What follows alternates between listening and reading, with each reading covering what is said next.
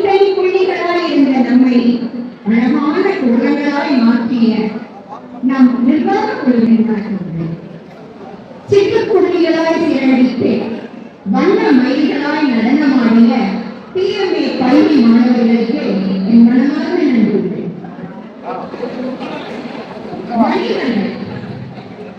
நடந்து போகிற பாதையிலேயே துடுப்பு இல்லையே என்ற மதிப்பை கொடுத்து குடும்பம் என்னும் கப்பலை கரை சேர வைத்த இல்லத்தரசிகளில் உங்களுக்கு வணக்கம். ஒரு ஆணின் வெற்றிக்கு பின்னால் ஒரு பெண் இருக்கிறார் என்று கூறுவார்கள். பெண் என்பவள் ஒரு ஆணுக்கு பின்னால் இருப்பவள் மட்டுமல்ல, அவர்களுக்கு துணையாக இருந்து அந்த குடும்பத்தை மேம்படுத்தும் தூணாக மாறுகிறார். வியாபாரம் என்பது வெறும் லாப நஷ்ட கணக்கு பார்க்கிற தொழில் மட்டும் இல்லை. அதில் ஒரு நேர்மை இருக்கிறது, உழைப்பு இருக்கிறது, உண்மை இருக்கிறது, கனவு இருக்கிறது, சில நேரம் தோல்வியும் இருக்கிறது. அப்படி வியாபாரி தோல்வியிட்டு நிற்கும் நேரத்தில் அந்த இல்லத்தரசி என்ன செய்கிறாள்? அந்த கணவனோடு சேர்ந்து மறுபடியும் முயற்சி பண்ணுங்க, வெற்றி பெறலாம். தன் தாலி கொடியை கூட கொடுத்து மீண்டும் தொழிலை செய்யுங்கள் என்று உற்சாகப்படுத்தும் ஊக்கப்படுத்தும் பெண்கள் இருக்கிறார்கள்.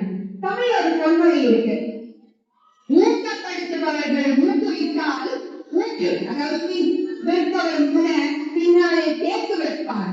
ஊக்கப்படுத்துபவர் ஊக்குவித்தால் ஊக்குவிப்பவரும் தேக்கு வைப்பார். அப்படிதாங்க இல்லத்தரசிகளாக நாம ஏற்கிறோம். இங்க வந்து பெண்கள் நிறைய பேர் வந்திருக்கிறீங்க.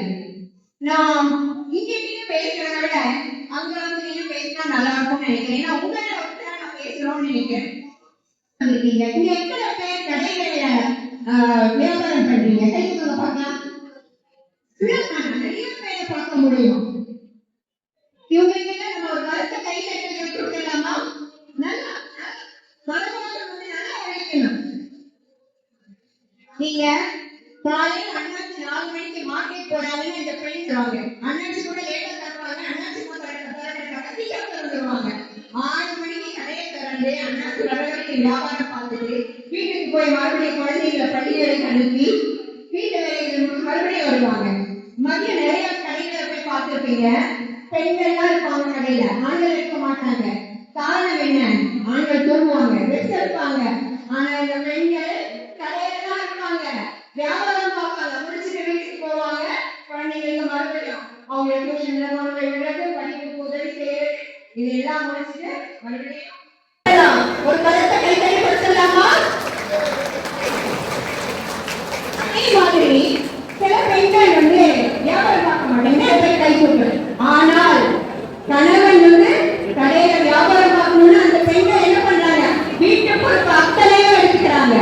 இன்னைக்கு நான் வரும்போது பார்த்தேன், நிறைய பெண்கள் வண்டி ஓட்டிட்டு வந்தாங்க. அவங்க கணவன் கூட வரல, அவங்களே வண்டி ஓட்டிட்டு வந்தாங்க. அப்ப என்ன பண்றாங்க?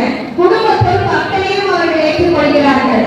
யாருக்கிட்டையும் போய் நிக்கிறது கிடையாது. குழந்தைங்க ஸ்கூல்ல விடுறதுல இருந்து லீவுகள் கட்ட போறது, மார்க்கெட் போறது, அத்தனையும் யார் செய்யறாங்க?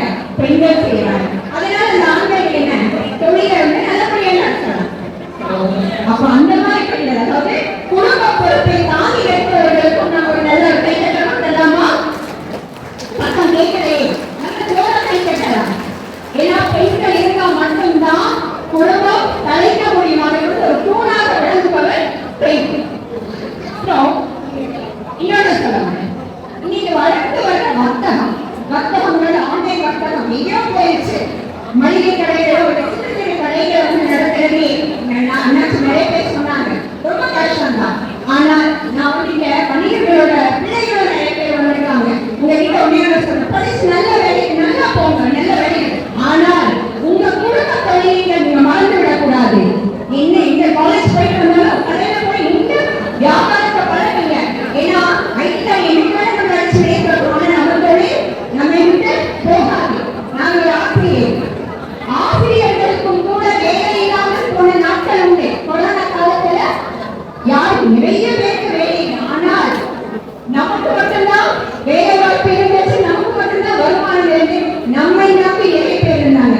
அதனால நம்ம தொழில் குழந்தைகள் வந்து பெற்றோருக்கு நம்ம படிச்சிருக்கோம், அடுத்த லெவலுக்கு கொண்டு வரதுக்கு பெற்றோர்கள் சேர்ந்து பயணம் செய்து ஒரு நல்ல குடும்பத்தை உருவாக்க வேண்டும் என்று கூறி